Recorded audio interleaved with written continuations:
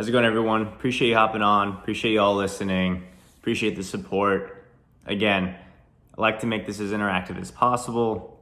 If you have anything to add, or if you notice anything that I'm doing that you do differently, I want to provide your input. Please leave something in the comments section below. You can also reach out to me on one of my other channels through Instagram, Facebook, whatever, and want to message me privately. You're more than welcome to do that as well. Again, today's video is going to be around budgeting. It's probably my third step in my planning process. Once you get through the actual determining the destination, determining how many days you're going to be there, typically what I do next is planning out the budget. I'm going to show you what tools I use, which is typically just Google Sheets, pretty easy. Some tips that I use for planning out my budgeting that you can apply to your own trips. And again, feel free to add whatever you like to your own, add your own little spin to it. This is not a one size fits all. It's merely a guideline that I use for my trips. So what information you ever find helpful, please feel free to just take it and apply it to your own methods of madness. And whatever you think I can do differently or can be improved upon, please share. I'm always down to learn something new. I always like trying different things because I'm by no means an expert. I've just done this a few times, or more than a few times, and I think my system's pretty good, but I'm always open to more suggestions and improving. So without further ado, I'm gonna share my screen, walk you through the process very briefly. I hope you find this video useful. And at the end, if you appreciate it, just leave a comment, or if you wanna add anything, just leave a comment for that as well. All right, share my screen. Share my screen. As you can see, this is step 2. I think I called it step 3. Step 2 probably makes a little bit more sense, but like I said, step 1 is usually picking out the place I want to go, and step 2 is usually determining the length of time that I'll be traveling. So step 3 or step 2, however you want to do it, is typically budget. And again, this is my process on doing it. Typically, if you're on a tight budget or you have a limited amount of funds, then maybe determining your budget is going to be the first step that you want to take in planning out your trip, because that's a big factor in how long you can stay or where you can go. Obviously, some areas are a little bit more expensive. Some areas you're probably going to want to stay a little bit more time. All of that adds up to more money. So however you typically want to do it, like I said, budget can always be flipped with picking out the destination. In some cases, it might make more sense to start with budgeting. But for the sake of this video and the sake of my process, we're now going to take budget as step 2. And basically how I come up with my budgeting is typically for each day, I'll have a set budget for food, set budget for, say, drinks, and then a budget for souvenirs. Obviously, on top of that is you'll have hotel stays, you'll have traveling, so whether that be through public transportation, ride shares like Uber or Lyft, or taking a train, all that's going to go into your transportation costs for each day. And the other thing, let me look at it real quick. Excursions or activities that you do throughout that day as well will be added to your budget. Now, my rule of thumb, typically when traveling in the United States, is 50 days for food, $50 per day for drinks, and then $20 for souvenirs. Typically, you're probably not going to go over this unless you're going to very nice places, which I don't always recommend. I think you can probably find places a good bang for buck, especially if you're a budget traveler, through the Yelp app that I typically always use when I'm traveling abroad. A great way to just, if you're hungry or if you're in a mood for something, just pop out the app, type in what you're looking for on the app, and I'll probably do this in another video, take a little bit more of a deeper use of the Yelp app. It'll show you like dollar signs that kind of give you an idea of how expensive each restaurant is. And it'll also give you ratings, the number of people that have been there. It's a great way to look for affordable places that will give you quality food, so you're not breaking the bank on food that's very touristy or very average. And then obviously for drinks, if you're not a drinker, then maybe that's not really to apply to you, but typically when I'm traveling, I'll have a few beers. I don't want to say I'm a heavy drinker, but when I'm traveling, I like to drink. So it's always something I factor into my budget. Souvenirs, very rarely are you going to spend $20 a day on souvenirs. but you never know. I like to collect shot glasses. That's something I like to do to kind of remember my traveling experiences. Maybe you like to collect shirts, whatever it is, just include it in the budget. My rule of thumb is always plan to spend more so that when you're traveling, you don't have to worry about it and you can enjoy yourself. Worst thing you ever want to do traveling is being like, damn it, I spent way too much money today. I have to be cutting corners here. I can't eat here. I can't do this. I can't do that, because you're almost out of money because you didn't budget properly, or you made your budget too small. And obviously these inserts, these travel tips, they're my blog. If you want to feature on my site, it's fairly updated. It's traveldustodon.com. It's in my bio. It's also in a link under this video. But anyways, these two things are listed in one of my travel blogs. I forget which one, but I thought I'd take them out and apply them to this video because they're pretty applicable.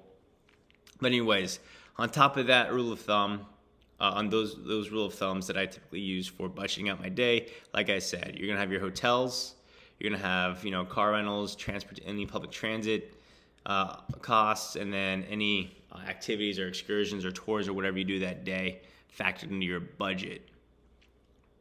And before I kind of jump to the Google Sheets, where I kind of explain that in a little bit more detail and how I put it out all together in a Google Sheet so it's easier to read and easier to share to other people, and also break down your costs, I wanted to kind of throw out a travel hack that I've learned when traveling abroad. When your currency is stronger, so the American dollar, for example, in Canada is stronger. It's not significant, but it's enough to say that or at least currently at the date of this video, every US dollar is worth about $1.25 in Canadian dollars. Now, this doesn't really seem like a whole lot, but it kind of does average out to be quite a bit when you say you're going to a nice dinner. Instead of a $100 dinner, it's about $75. And the same can be said about shopping there. I remember when I went there, I bought a nice pair of Adidas shoes, and they were 75 cents to the dollar for me, which kind of adds up. So depending on where you're traveling, this can make, especially if you're a budget traveler, it can make traveling a little bit more cost effective, especially if where you're traveling to, your currency is not up to the US dollar. Now, the same can be said to say if you're in other parts of Europe where the euro is stronger than the dollar, or if you're from Australia or New Zealand, or even parts of, I think, the UK, the British pound is stronger than the dollar. Traveling to the United States can be pretty cheap for you. For the United States, I would say areas that are cheaper, obviously, Canada, parts of South America, like Mexico, or some of the Caribbean islands, or South Africa. These are all areas where the dollar is going to be pretty strong. Getting there might be a little expensive, or even, I can't believe I forgot this one, but Southeast Asia. Getting there is going to be expensive, but once you're there, it can be very cheap to be there for an extended period of time, just because the dollar is so strong. Okay, I think that kind of takes up for the the tips.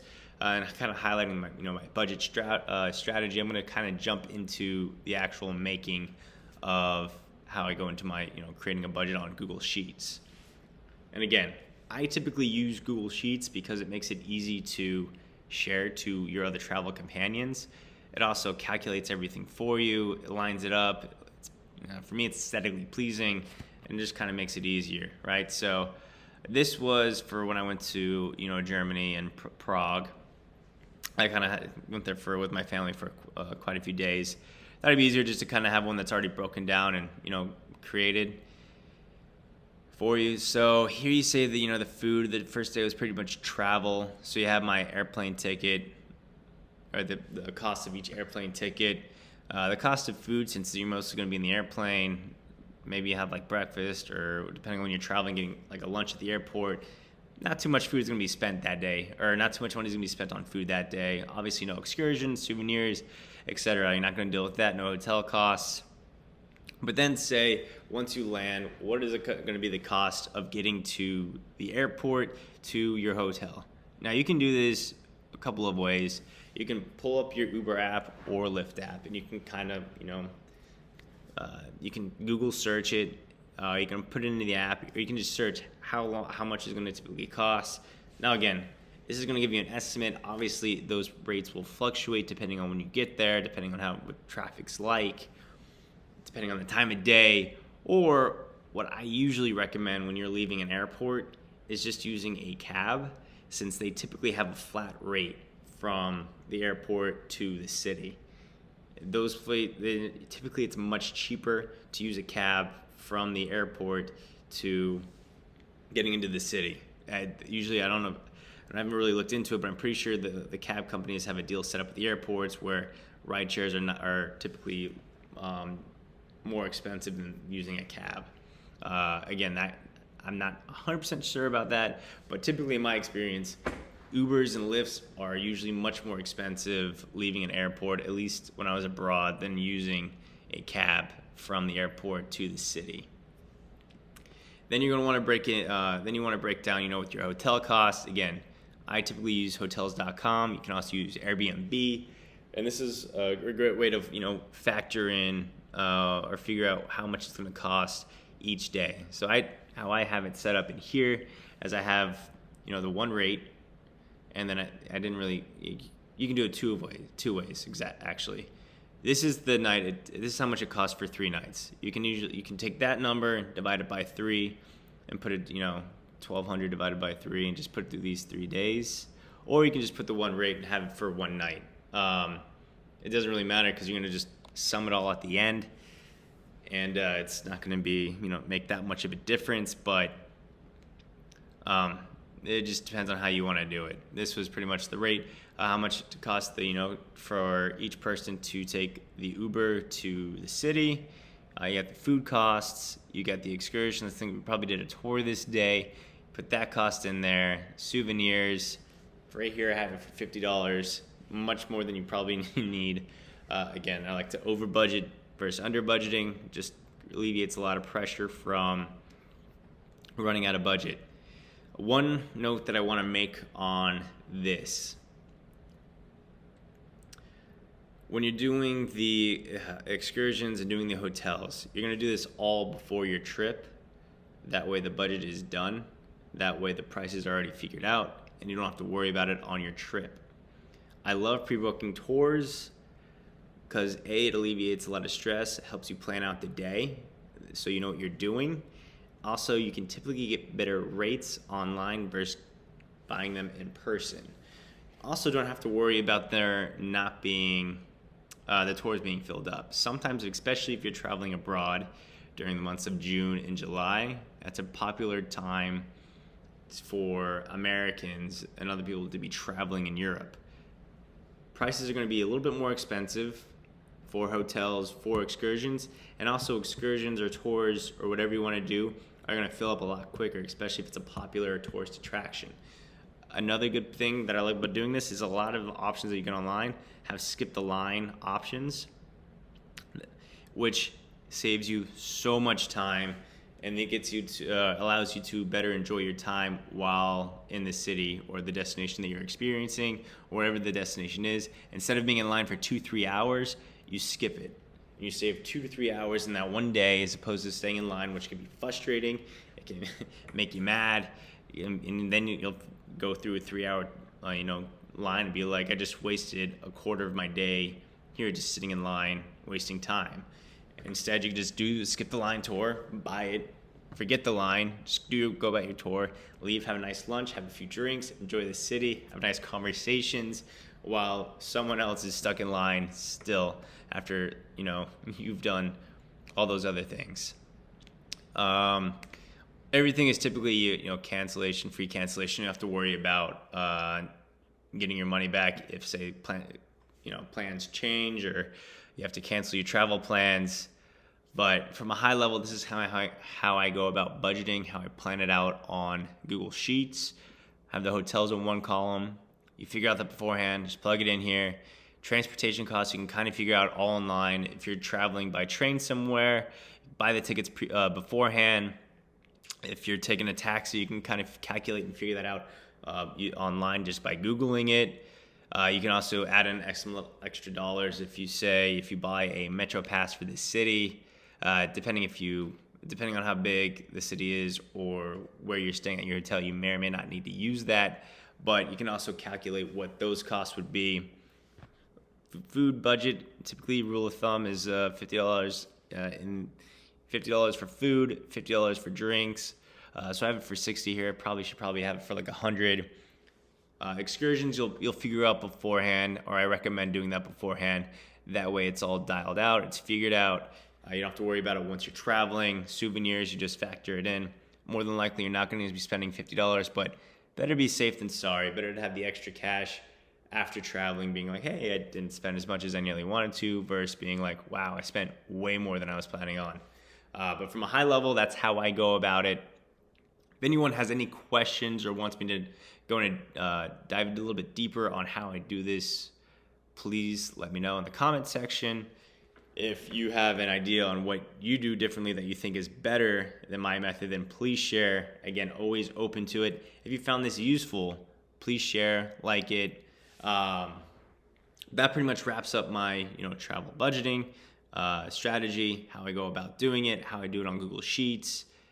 If you have any other questions, if you wanted me to take a little bit deeper dive, just let me know. But thanks for listening. Have a great day.